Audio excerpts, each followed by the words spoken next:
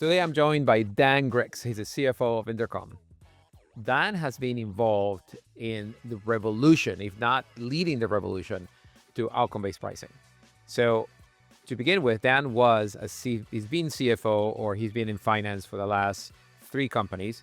The last one before Intercom was Sitecore, which he took private to a private equity to EQT, where he really honed his chops around margin management and what it's like to run a company for profit dollars. He took all that experience and he brought it into Intercom when he was part of the team that transitioned Intercom from being a seat-based platform to being an outcome-based platform, taking huge amounts of risk and navigating those choppy waters of what it's like to go from, you're selling seats to just paying for what the customer gets. He is now a CFO there, and he has continued to lead the financials and the expansion of Fin from just being a customer service platform into all agent-driven systems and the kind of solutions that Fin can bring to the market. He's going to share that journey with us.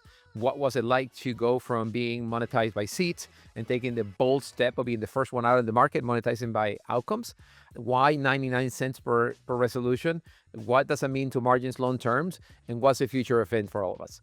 Anyways, Dan brings a clear business-first perspective on where agents are going, and he's living at the top of the spear. So this is why I can't be more excited to have Dan in the podcast. Dan, let's get paid. All right, without further ado, Dan, so good to have you here. I'm so excited about this conversation. You are my first CFO, like proper CFO, and I've been talking about CFO stuff with non-CFOs, but now I finally get to talk to a proper CFO. You can bring that perspective into the fold. So welcome to Get Paid. Great. Glad to be here. Appreciate you having me on. Well, so let's start with who is Dan Griggs? Where do you start? Why CFO? You have so many talents. Why you decide to apply yourself to this thing? Your career history through Rocket Fuel, Sitecore, and now Intercom. Yeah. Well, look, when I very early started out, I was an electrical engineer. And I think after finishing that degree pretty quickly decided that this kind of full-time career as an engineer wasn't for me and went back to school, for business and finance and so forth. So really pretty early on pivoted to finance roles. I started out at really big companies. I was at AT&T in one of those kind of leadership rotation programs for a little while. I worked for Nestle in their ice cream division, so very far from tech. Um, but being in the Bay Area and having the engineering background, wanted to get into tech pretty quickly and was fortunate to find my way to Rocket Fuel, as you mentioned. Just an incredible growth story at the time. It just is the sort of heyday of ad tech. They had some really cool technology and sort of the earlier versions of AI, the applications of Yep. AI at the time. And was there from, on the order of like 50 million in revenue to north of 400 million through an IPO and just a Wow. unbelievably condensed learning experience. That was all in the span of 3 years. That's incredible. So a lot of fun, learned a lot from a lot of really smart people and among the leadership team over there, and just feel fortunate to have had that experience. And then Sitecore. So tell me about Sitecore. Yeah, so Sitecore was a different animal. I started there in around 2014. A bit of a unique story where they had been founded in Denmark and sort of licensed the rights to market and sell the software to independent businesses around the world. So there was a Sitecore UK, a Sitecore USA, Sitecore Australia. Very successful way to grow. At least it was for them. What, like a franchise? Yeah, effectively like a franchise model. And Oh wow. so like very So unique. like Yeah. so like Mickey D's, but for sites. But for software in this case, yes. Yeah, yeah. Web content management primarily is what they were known for at the time. And some investors had come in prior to my joining to, pick up enough ownership of each of these franchises and the founding entity to bring it under one global, structure. And so when I joined, things were very sort of fragmented around the world. I joined to lead FP&A at the time. And you can imagine for much smaller businesses, the amount of FP&A that they have is relatively limited. Right. So it was a collection of much smaller businesses aggregating to something on the order of 150 million in revenue. So it was really about sort of aggregating all of that, globalizing how we operated both from a financial perspective. I had a counterpart on the controller side owning that piece. And then, a CRO brought in, a head of marketing brought in to really globalize operations from what was very fragmented just based on how the company grew up. So we sort of got all that done and ended up selling the company to private equity in 2016 with really the investment thesis behind that being primarily the transition from a perpetual license model to subscription and SaaS.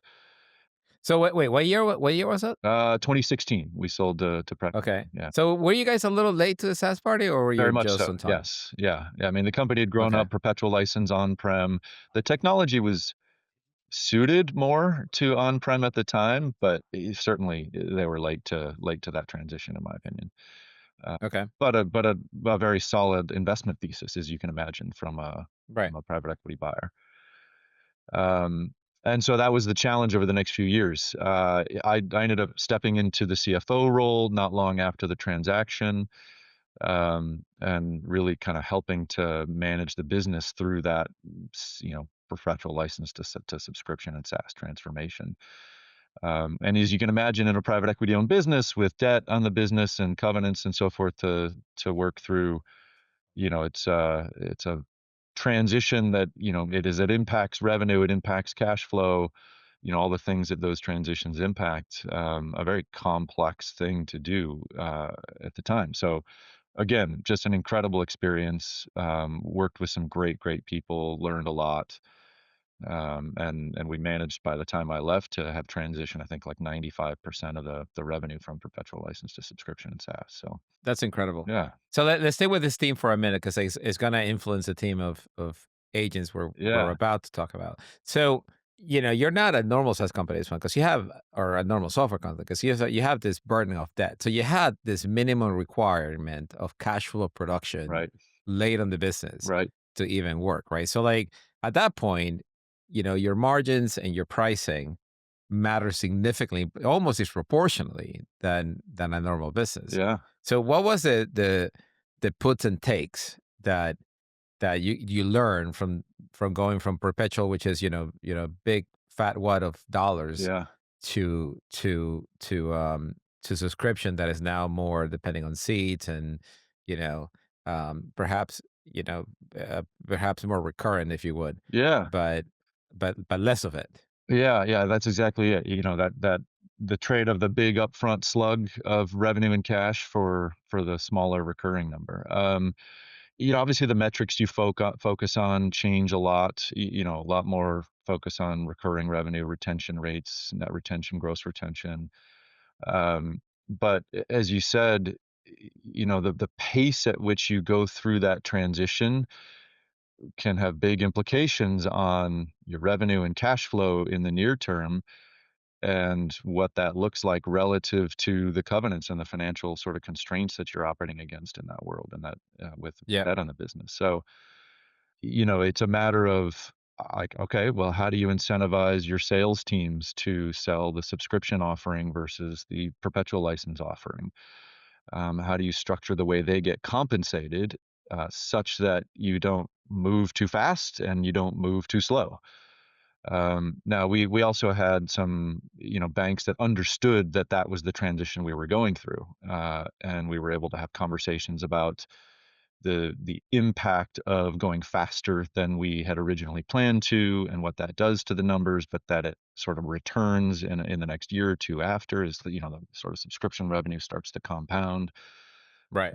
So understanding, sort of group of banks to work with as we went through that transition. But it did require a lot of communication. It required a lot of ability to show what the numbers would have looked like if we'd paced differently or paced more Mm. aggressively.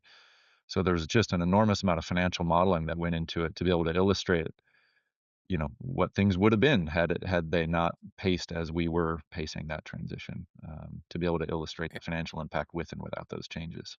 What do you learn from that experience that you're carrying to Intercom? A bit of it is, just kind of going in with a first principles mindset about how you measure success, like what metrics you use to measure how the business is performing. Learned a lot about seller compensation and how you balance driving behaviors for sort of strategic change that you're trying to drive, Yeah. but also reward them for just the fundamental growth in the business that they're driving. There's a enormous effort that goes into the systems infrastructure behind the scenes to make sure you can see what you need to see, relative to those new metrics that you're trying to drive the business on. Right. So just a lot goes into the change associated with all of that. So sales comp is a let's just pick on that for a minute because Sure. I guess it's materially different when you get compensated, on a perpetual Yeah. versus a recurrent. Yeah.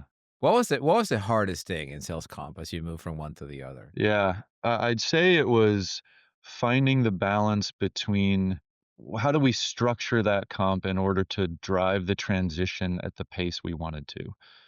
In other words, we knew we needed to incentivize sellers to sell the subscription software, as distinct from the perpetual license. So, practically speaking, what that meant is we had to put multipliers on the quota retirement associated with the annual contract value of the subscription in order to make it more attractive than the quota retirement they may get from a perpetual license deal. Oh, interesting. Yeah, But that affects margins now. it absolutely does. So Smart. so so now you're back to square one. So what are you doing Yeah, there? so it's essentially you're paying for the long-term value, the lifetime value of that customer as opposed to the Mm. upfront value of that customer. So you have to kind of understand the economics of, all right, when do you sort of break even on the revenue and cash flow associated with the subscription, relative to what you had with the perpetual license. So those were kind of some of the things that guided our thinking about, all right, what multiplier should we put on this so that as a baseline, they're sort of equivalent from a lifetime value perspective, and thus the investment we're putting against them being equivalent pays Yeah. off. It just takes a little longer. But wait, is it equivalent or better? Well, Like do ultimately, you we wanted to put a multiplier on it such that it was better for the seller right. to sell the subscription. But yes, ultimately, the lifetime value of the subscription you want to be better, like the way you price it and package it and so forth. You want it to be better. Otherwise, you wouldn't make the transition. But it was that kind of relationship. Like, what's the point at which those things break even on a revenue and cash flow basis to think about how you put a multiplier on it to make them equivalent from a value perspective, and then you can decide how you incentivize sellers based on that multiplier. Do you have to pitch this in front of the sales team and say like, "Hey guys, I got a plan for you, Yeah. and you got to make a lot on this plan," I and remember boom, being you on lay it away. stage at a sales kickoff talking about it, and it started with, "Why are we doing this?" Right? Because, it is a pretty significant transition, and it's a different conversation that they're having with the customer, and, they've got to be able to articulate the value difference to the customer, and, it's the strategic transition, the sort of value creation argument is where I started. Hey, this is really about increasing the value of the company over time as we make this transition. This is why Yeah. companies on subscription and recurring revenue pricing models are more valuable than Right. perpetual license companies. What was the diffing multiple on the EBITDA or whatever, you're judging valuation? Is I it mean, you'd probably get like at least two or three more turns on revenue for the subscription business than you do for the wow, license business. that is massive. So the unlock Huge. was totally worth it. Oh yeah, yeah. I mean, the investment thesis was very clear for the private equity buyers that were helping Mm. lead us through this transition. Um, so anyway, and then for the sellers, when you get into the compensation model itself, like simplicity is key, right? Yep. It's Yep. that's Yeah. Yeah. like the most important thing in my experience with all this, on the If you need to pull out a spreadsheet to figure out your comp, you're already exactly, behind. you already lost. And so I had a really good partner on the go-to-market side to help think through how we design it in a way that drives the incentives to sell the subscription deals over the perpetual deals, Yeah, and do it in a way that's as simple as possible. that's amazing. All right, so now you landed at Intercom. It's 2020, I think, right? Yeah, first half of 2020, that's right. it's probably the worst time to switch jobs. Yeah, But here you are, here I am. Oddly, I remember, I think we landed on the sort of offer, and I accepted on the offer, I think in February of 2020, and my Yep. start date was in April, just so that I could transition things at Sitecore. Um, and between those dates, like the world turned upside down. I mean, everything shut down. Everybody was working from home. So for at least the first year at Intercom, I didn't meet anybody in person, that I hadn't met in the interview process. So it was a strange time, to be sure. That's amazing. Okay, so now you take the job. It's 2020. Couple years in, you get a switcheroo in the CEO. SaaS hits a wall in general. Like, what's going through your head? What's going on? What are the plans? What's Yeah, what's Dan doing? yeah. I mean, it was, like everybody in the early days of COVID, we saw all the tailwinds that technology companies were seeing, digital Right. transformation, all the things. Yeah. Yeah. And Everybody was buying one of each. Money was raining from the sky, very literally, that's right. Valuations and were off the things chart. were good. Yeah, things were good. Things were looking up. And then, like everybody, first half of 2022, we started to see pressure on growth. And like most people, it was, not necessarily a new business growth, but it was in how customers were expanding or not expanding their use, given that Right. they'd bought so much during this sort of tailwinds period. Right. Right. Uh, So, did you have the problem of overbuying of seats, or compression of seats because of layoffs, or both? yeah, exactly. I mean, during the sort of 2021 period, folks are expanding substantially and really envisioning like big growth in their teams. And as growth wasn't materializing in their teams coming out of that, Right. just the expansion needs that they had just were less significant, or they were growing into what they had purchased. Um, and so our founder CEO returned, I think, in Q3 of 2022, Owen. Yep. Um, and as part of his return, really brought a focus on the customer service category specifically. Mm. Um, as we historically sold to multiple different buyers for different use cases, Right. I So think wait, that, was that a pivot? Because you guys were like the front door of the web, right? Like, that was the initial thesis. So there was this chatbot with all these things that were happening, and support was added on, because I was a user of Intercom in the yeah, early days. Support was sort of like added on as a thing that when people come in and they had a support ticket, that was yeah, one of the ways to route. yeah. Was that a pivot to go heavy into support, or was that already there? And that was, it was 95% of the business, so it wasn't really a pivot. Yeah, I mean, the majority of the business was in support, and it was a sort of the strongest performing part of the business. A Hmm. pivot in the sense that it was very much more focused, from a use Right. case or a product perspective and a go-to-market perspective. Who's our buyer? What So buyer we so work you stopped selling to marketing and you've just focused on with? Yeah, that's support. it. That's it. And, sort of serendipitously, just a few months after that, the for sort of first iteration of these really transformative LLM tools came out. GPT 3.5 came out, I think, late November of 22. And we'd already had an AI team and a strong team, albeit quite small at the time, working on sort of the previous generations of AI and their application to customer service. Yep. And that team very quickly started to evaluate this technology, and I think within a couple of days had emailed Owen and his co-founder Des to essentially say, look, this is different this time. Like, I know these new technologies come out every now and then, but I think it's ready now. And they got together, and very quickly realized this was different, and it was gonna transform customer service. And with that, really bet a lot of resources on starting to build an AI agent for customer service. And you kind of get there, like if you fundamentally buy that this technology is going to transform customer service, if you don't do it yourself, somebody else is going to transform you out of business. So it was very quickly obvious. Was there investment decisions that you have to make where you had where the core team came to say to you and say, "Look, we need another $10 million in R&D to see this through, or we're just a revectoring. In the early days, it was a lot about resource allocation. I mean, you have a lot of skilled engineers and product folks in the R&D organization, and it's about how you allocate those resources. Certainly, it became clear we needed to start investing in building the machine learning and AI team more quickly, and Yeah. allocation of new investment started to weigh more heavily towards that part of the team. As a cash conscious CFO, do you deallocate somewhere else? Like, do you revector people? Do you let some people go? Like, what's the mathing there? Mostly an allocation of resources among existing folks and the teams, but then as Yeah. we, are a growing business, had cash to invest in additional resources, those more heavily weighted towards the Fin AI agent product that we ended up releasing a few months after that GPT 3.5 launch. And then as we built conviction more and more that this was the future, just more and more resource allocation started to move towards that product functionality. We didn't leave the kind of core product functionality behind. We still have teams focused on that.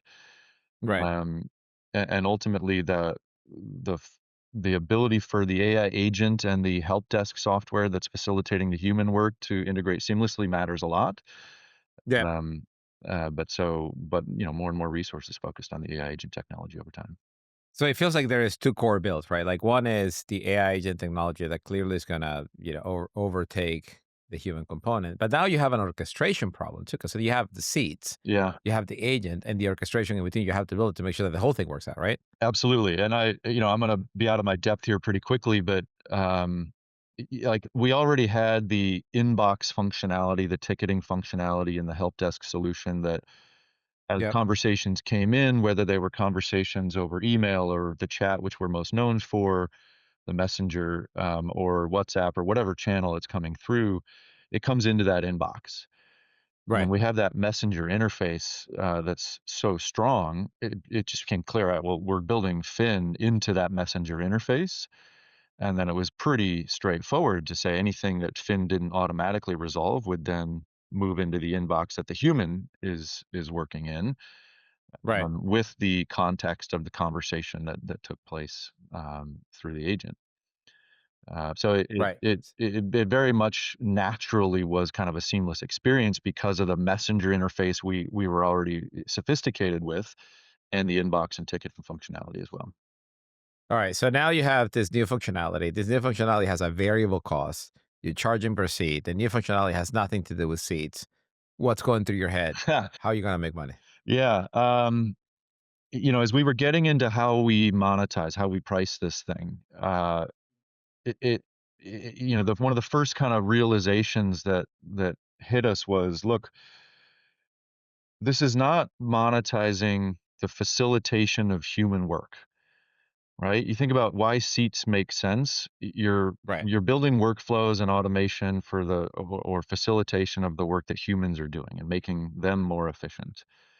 Yep. Um, with these AI tools and particularly AI agents for customer service, which With is a nice with a nice recurrent revenue stream that repeats as humans take seats and the whole absolutely. thing works out, right? Like Yeah, the yeah, math with pencils SaaS in. margins you'd imagine it has, and 80%, we're exactly. good to So, go. and then you look at these AI tools, and particularly for the customer service use case, where it's doing the actual work itself. It is Mm, answering customer queries, resolving problems automatically. And so it's not like it's assisting the work of the human; it's doing the work itself. Um, and ultimately became pretty clear that like a seats-based model wasn't going to make sense for this. right. We didn't wanna get into a world of, like, LLM usage plus a markup, because ultimately the customer is gonna realize value not based on how much the LLM is used, Right. necessarily. So we started steering very clearly towards an outcome-based model, or very much a value-based model. We considered, conversation volume. If you think about a customer support team, the volume of Right. what drives work is the volume of conversations that they have. That's how BPOs charge, right? The That's conversation how BPOs volume. charge, yeah. And, again, that sort of puts the incentives at odds between Intercom and our customers, right? Where, Mm. it's in the customer's interest that resolution rate, like the percentage of conversations that are resolved, is higher and higher, if they're just paying on conversations. But for Intercom, like, of course, we spend more for every resolution we deliver, and it just kind of put incentives at odds. Plus, you want more resolutions to go to Intercom as opposed to fewer, Exactly. right? So, like, if you're charging per interaction, then people gonna have to think about that. That's right. That's right. I mean, it's if you think about it, I think back to my ad tech days. It's kind of the where you put the risk is, whether it's cost per click, cost per conversion, whatever it is, like your risk is passing from one side to the other depending on the model you choose. Right. And with this FinAI agent, it became pretty clear that an outcome-based model made the most sense. And so we came out with pricing monetizing on resolutions. We only charge you if we are resolving the conversation and essentially doing the work for you, which is really a very clear thing for customers to look at and see value from. And a Yeah. benefit of being in the customer service world is that it's very measurable. I think that's a Right. challenge that a lot of companies with AI capabilities in their products have is that for Intercom and for customer service, it's very measurable. It's a binary thing. Mm. Was it automatically Mm. resolved or was it not? Interesting. Let's pause here for a minute. So, give me a sense of the room where the decision is made. So you have yourself, you have Owen, you have a few product guys, you have probably people from your team. Like, is this a unanimous like, yeah, let's go. This is the way, or is there a bunch of hesitation? I'm like, oh my god, who like will the customer accept that? Will we be able to make money? Like, Yeah. is there edge cases that we haven't thought through? Like, you see what I mean? Like, how Yeah. there's a lot of companies who literally tell me, "I'm not there yet on outcome-based pricing." And I'm like, "Are you not there yet, or you never deliver outcomes, and that's really what's making Yeah. you hesitant of doing that?" Yeah. So, like, walk me through how you get over the hurdles of people being like, I'm not really sure if it's gonna Yeah. work." I mean, internally, we've got a pricing and packaging team who's responsible for kind of coming up with ideas and proposals and facilitating like the decision making on all this. Yeah. They did some research with customers, talked to real customers who were sort of open-minded to this technology and how they think about it.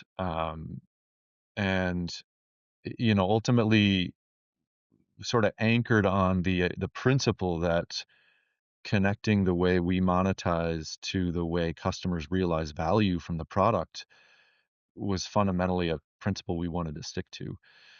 And so it felt, I'm not going to say it didn't feel uncomfortable or scary or any of those things, right? It was brand new at the time. I think we were the first company to be in market with an outcome-based pricing model, for LLM functionality. Is that right? Were you guys at first? I think we were. Like, I'm not aware of anybody else who had something in market before us. I've not actually gone and audited all, but I'm pretty confident That's we were first in amazing. market. Yeah. That's amazing. That's they say, pioneers are the ones with arrows on their back. So what gave you the comfort of just stepping out of everybody's comfort zone and just claiming that outcome-based pricing as your new go-to-market? Yeah. I mean, honestly, like, it is fundamentally the principle that we wanna connect the way we monetize, the way we earn money to the value we're delivering to customers. That, like, fundamentally was the thing that guided us on that. And you say what gave us comfort, like, it was uncomfortable. It was scary, because you don't know how it's gonna play out. This is all brand new. Um, but more and more as we talk to companies, we saw it resonating. We saw the response as, "Hey, this makes sense. This feels fair." And the Mm, ROI story is an obvious one too. If you think about it from a customer's perspective, as I described before, like, this technology is doing the work that would otherwise be done by people on their teams. And mm, because it's so measurable from a resolution count perspective, um, it's very easy to calculate, okay, what am I gonna realize from deploying this functionality? If I'm able to automatically resolve at the time when we first launched it, it was about 25% resolution rate. We're now mhm. well north of, like, the mid-60s. Um, it's just an obvious like, okay, this makes sense. I'm going to pay this much for these resolutions. I'm going to deflect this much work that would otherwise be coming to my team. And it gives them the chance to make a decision at that point of, okay, do I free up those resources to go focus on other value added activities, whether that's, focus on high value accounts for a more personal touch, or, deploying those resources to more customer success, cross sell, upsell type activities, or driving usage or whatever it might be, or to repurpose the investment altogether. You actually went to customers and proposed this new model. Yeah. What was it? So the feedback was, it's fair, et cetera. Like, give me more depth of flavor of how those customer conversations went, and what gave you true, like, you had a little bit of conviction, now you have real conviction because you Yeah. actually went, knowing the tape, right? That you actually went to market with it. But what was the thing that customer said that got everybody together? I mean, like, yeah, F yeah, let's go. Yeah. I like, it wasn't as the like we didn't go to customers and say, "Do you like this one thing?" We said, "All right, Right. here's the range of pricing models for this Hmm. technology. Should it be seats? Should it be conversation volume? Should it be resolutions?" And you have a conversation about each one. Now, I wasn't personally in these customer calls, but saw a lot of the content that came out of it. And, it was very clear that seats didn't make sense. That makes sense for kind of a co-pilot product, or an agent assistant product, where you're sort of trying to improve the efficiency or the productivity of the person doing the work with the agent. And then between a conversation volume measure and a resolutions based measure, uh, you know, it wasn't, I'd say unanimous, because, a customer might perceive a monetization model on just conversation volume to be more predictable, particularly Right. in the early days of these agents where they don't know what kind of resolution rate they're going to get, Right. and they don't know how much consumption they're going to have. But they do have a pretty good sense of what's their total conversation volume coming in because they Right. pay so much attention to it for their resourcing. Right. And all the vendors are charging that way, and the BPOs are charging that way. So, like, the Right. entire industry is already set up around this That's thing. exactly right. So you have to break the mold Yeah, to actually even get there. that's right. Like the biggest objection or the biggest anxiety that we heard about was like, I don't know, like this is too unpredictable. I don't know what I'm going to have to spend on this. Mm, But they also didn't know how effective it was going to be, and they didn't weren't going to want to pay for it if it wasn't going to be effective. And so that ultimately led them, the majority of them at least, and us to, we only get paid if you're realizing value.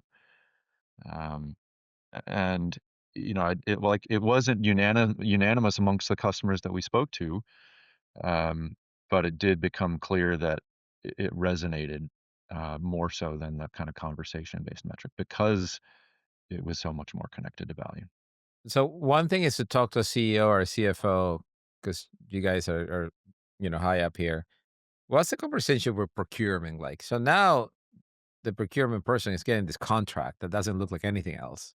It's like, I don't even know what to make of this. You know what I mean? Like, and I'm sure there is a controller in there that is observing risk and trying to figure out like which end is up. And like, you got this new type of contract that's based on resolution and everything this thing is for.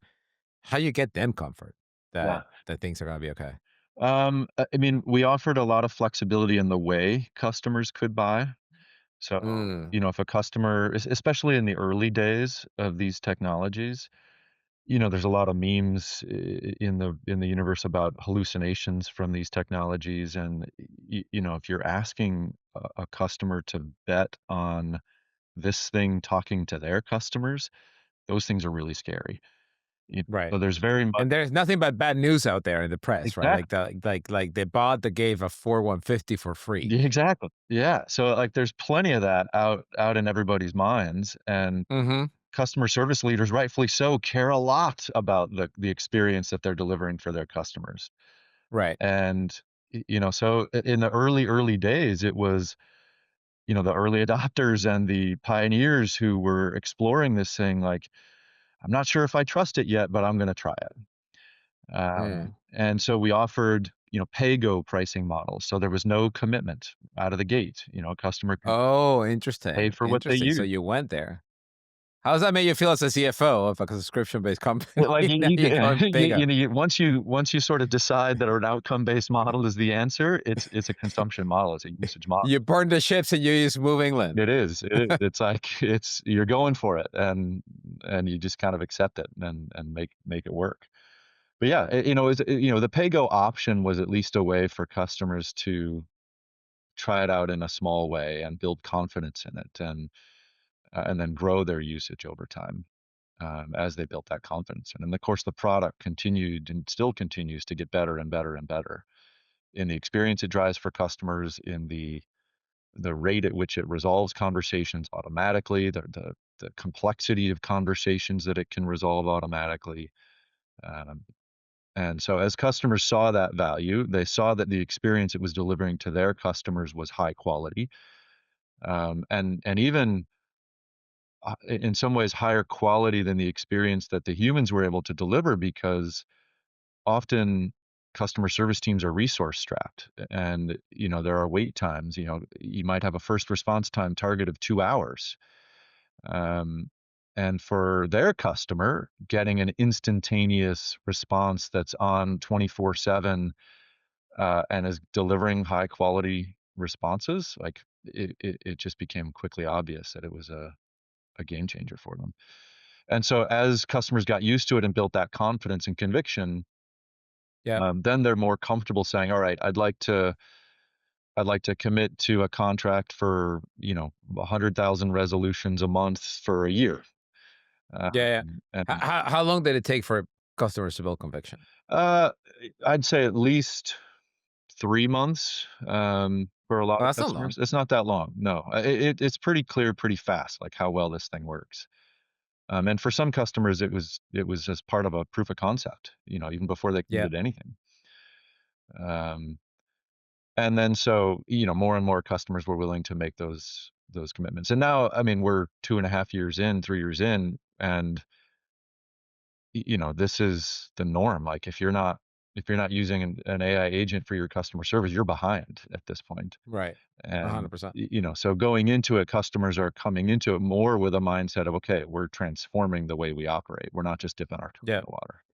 So what benefit would you say it brought you to be the first one to step out of line and create a new pricing model that aligns to your customer benefits, is outcome based, only pay when you deliver the work versus, I know you cannot, it's hard for you to imagine a counterfactual, but like how much would it say it give you advantage by being the first versus just sticking to the model and trying to fight it out in the good fight in the way that everybody else is fighting?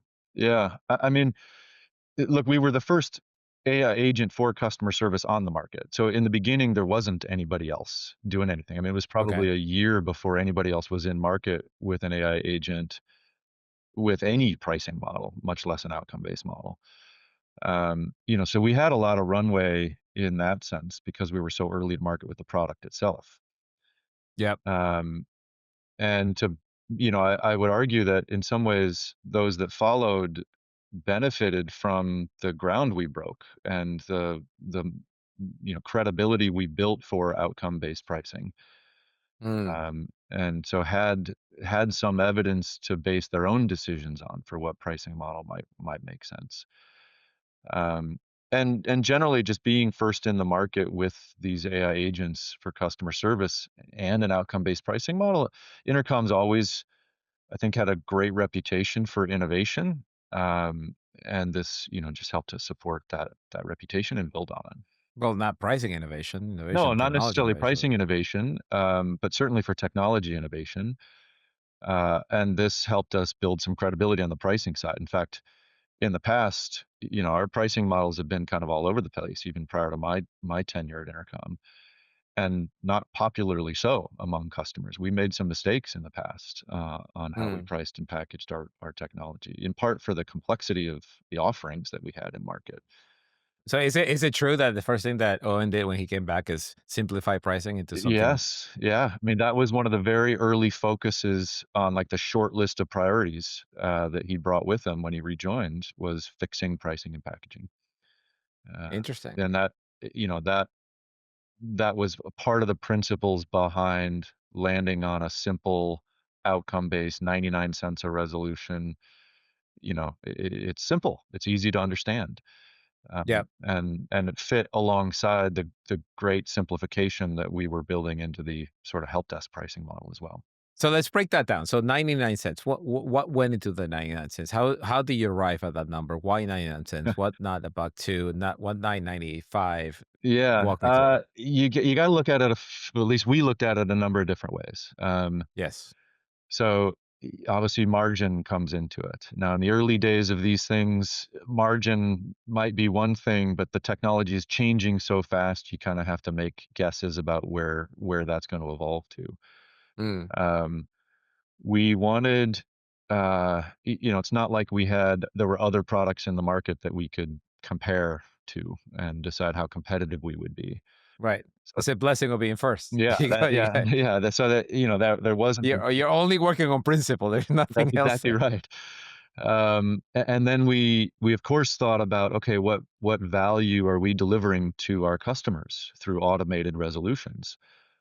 Um, and you think about that in terms of, okay, what's the average cost per ticket for a customer using human resources, whether they're based in the US or offshored or BPOs?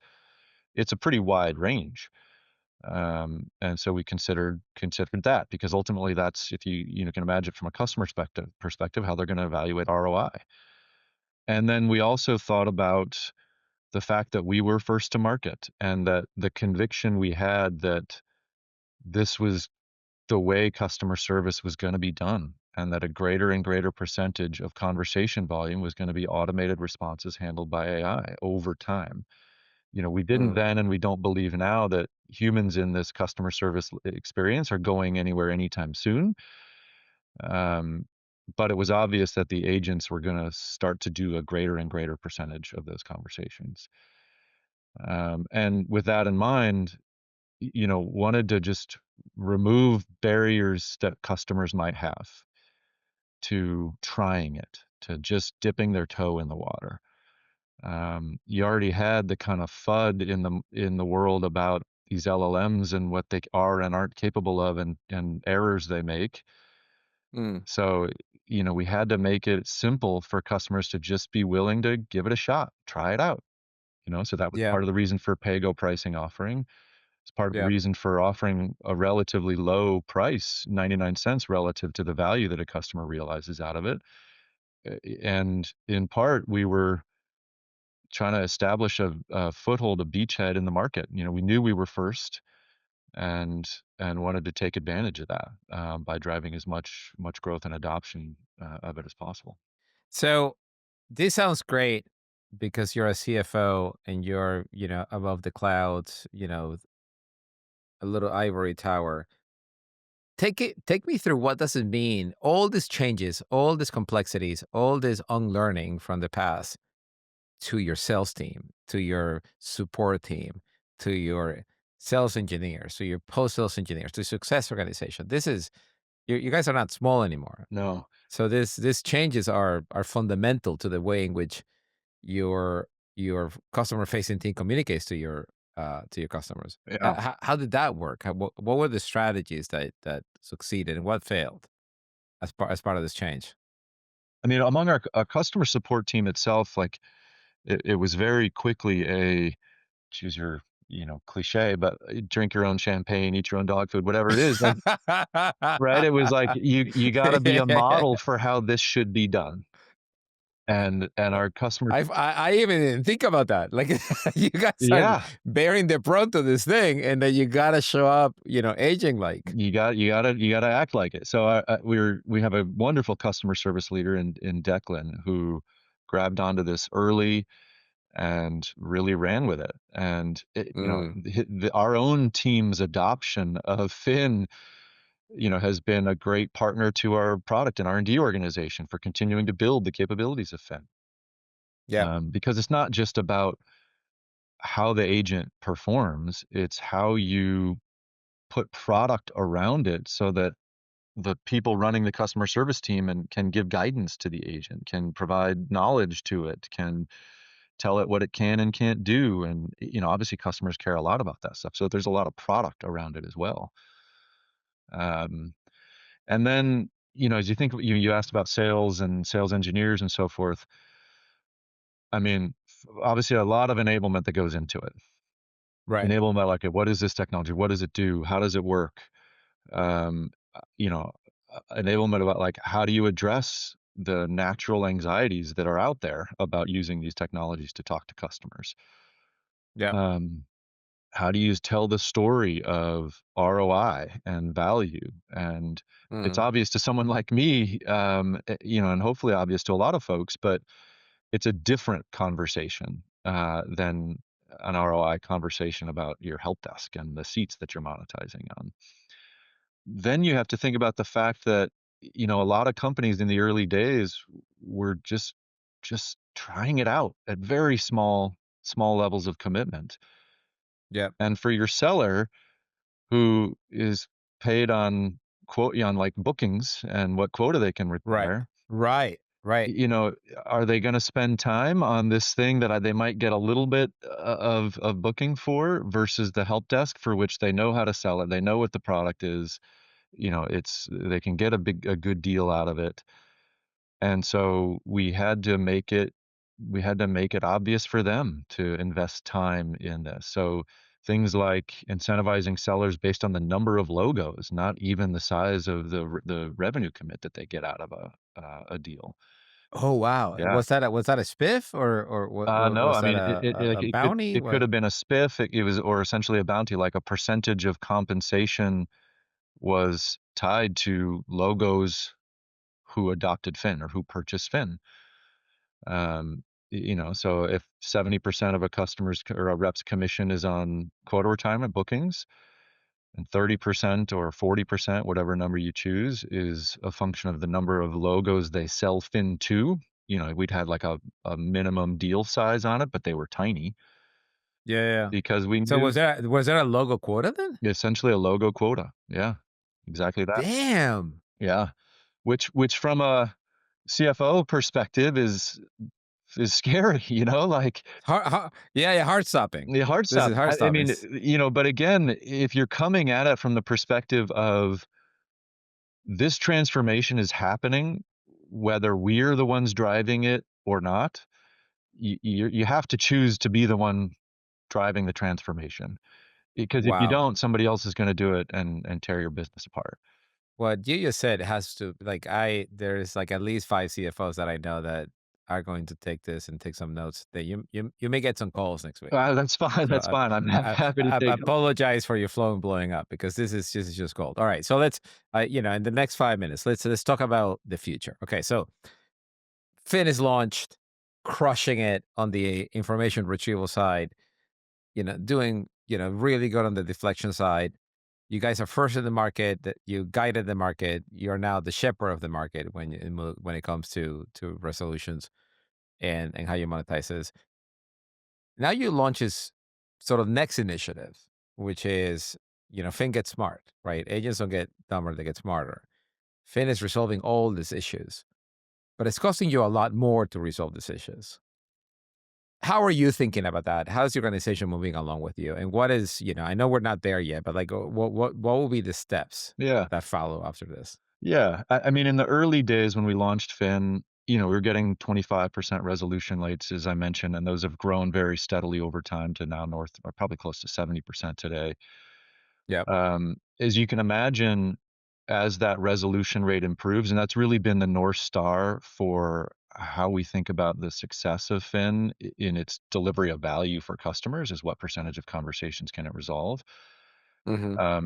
But fundamentally, the more it's resolving, the better for our margin profile. Merely for the fact that like it's not spending time on compute for things it didn't resolve, and thus we're not monetizing. So the greater the resolution rate, the better it is for margins and obviously revenue and profit. So that's sort of a fundamental mathematical truth in the economics of this model. The next is, you want to continue to handle more and more advanced conversations, and as you alluded to, the more complex those conversations that the tool is able to resolve, the more sort of LLM usage associated with it. Now, that's not universally true, but as a heuristic, I think it's a fair assumption. Now, at the same time, the LLMs that are underneath all this, there's price pressure among them. There's a lot of competition there. There's the latest and greatest models that come out. And it's not that we just use one model underneath. There's probably over a dozen of them for the various Mm-hmm. parts of the conversation that Finn is handling. Mm-hmm. Um, and you want to choose the model for each part of that conversation that is optimal to the performance of that part of the conversation. And that Right. may not be the most expensive, sophisticated LLM out there. Or, you don't Okay. need a Ferrari to drive to the grocery store. Right. Um, so, we're able to choose the model that's optimized for the particular part of the conversation. And then the most complex parts, obviously, you want to use the most sophisticated model on the market. And then, that's another way that you can kind of manage margins as part of the whole profile. Right. Um, but there is, and this is a conversation I have with R&D leaders all the time, just a natural tension between the improving performance of the model as driven by the increased use of the LLMs or the sophistication of our use of the LLMs and margin. It's Right. conversations we have all the time. Now, And yeah, yeah, just to call you out on something that you said sure. earlier is that the more it costs you to solve a problem, the more valuable that problem is probably. And it's not, growing at the same rate of your cost. It's probably growing at an exponential rate of cost, meaning tracking somebody's package and telling you whether a package is going to be late or not, or, letting them know whether something is in warranty or not. Yeah. It's probably a pretty expensive resolution, but it's such a valuable resolution, Yeah. especially if it's deflected from a human. So you're back to square one of like the discrepancy between value delivered and cost. But you can imagine they're correlated, right? In other words, the more 100%, yeah. 100%. Yeah, the compute underneath to automatically resolve the conversation is, generally speaking, correlated to the human time saved. Yes, So yes. the compute associated with a 30-second conversation that a human would have handled is typically quite a bit less than that for a 10-minute conversation that a human would have handled. So to close it up, what happens to the 99 cents then? If as you get smarter. Thus far, like we're focused on keeping pricing simple, and continuing to deliver value for customers. So we have not chosen to differentially monetize at a higher rate for a more complex conversation. You can imagine the complexity that that introduces. Now, it's not to say that we never would. There may be reasons in the future that we might choose to do so. Right, Um, but you've got to imagine that conversation with the customer. Well, what do you mean by a more complex conversation? What counts as a more complex conversation versus an easy conversation? And how do you tell the difference? And right. in the spirit of the simplicity that we were trying to start from, it it's sort of at odds with that. So over Right. time, there will be a tension here. As we get into other use cases, we contemplate, the use of Fin for other parts of the customer journey. That potentially introduces additional complexity. So there's very much a tension between all of these things. And thus far, we've chosen to continue to prioritize simplicity, um, to just kind of minimize the barriers to how customers think about and realize value. That's amazing. So I love the fact that the principle is the beginning of the conversation. This is what happens. You inventing new markets, right? Yeah. You don't have precedent, you don't have comparisons, so you're on your own. Yeah. To close it up, how would you say the market has changed because of what Intercom has done? I mean, companies are thinking differently about how AI can do real work. It's certainly convenient for us that customer service is such an obvious use case for the application of these technologies. Um, but I think it started to open people's minds to, okay, how do I think about what value I can get out of technologies using AI? How do I measure that value? I talk to vendors who are building products for the finance space, software for finance. And, um, one of the first things I talk about with them is, how am I realizing value from this relative to what I'm using today? How does that show up? Whether in the form of time saved or roles eliminated or productivity gains or whatever it might be. Um, and perhaps more importantly, how do I measure that? Mm, Um, and thus far, at least in the finance category, there's not a lot of products out there that are doing enough to like up level or to like order of magnitude change productivity. Um, but I think it'll come over time.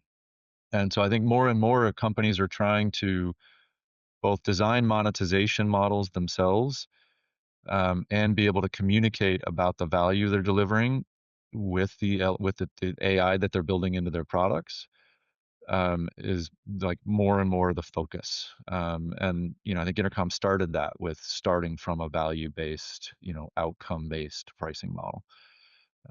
And that's harder to do in some use cases. At least it is today. But I yep. think we sort of set that as the foundation for how it should work. I love that, and this is a great point to break. I am first of all thankful to you for jumping on this and breaking it down for everyone who's trying to figure out how you guys did it. Second of all, thankful to you and Intercom for beginning the whole movement towards outcome-based pricing. As you know, paid was built on the premise that agents deliver different work, Yeah, and that you can't just charge the way software was charged because the work that they're delivering is worth a lot more, yeah. and you're leaving money on the table. And if you didn't have a pioneer like you, I will be hard pressed to find a good example. So I appreciate what you guys have done for the market. I know it's hard, but with people like you leading it, I can take comfort that this is going to go in the right direction. So thanks again, Dan, and thank you for being here in the Get Paid Pockets. My pleasure, Manny. Great to be with you here. Thanks for the chat. Now, if you like this podcast, please subscribe on YouTube, Spotify, Apple Podcasts, or wherever you get your fix.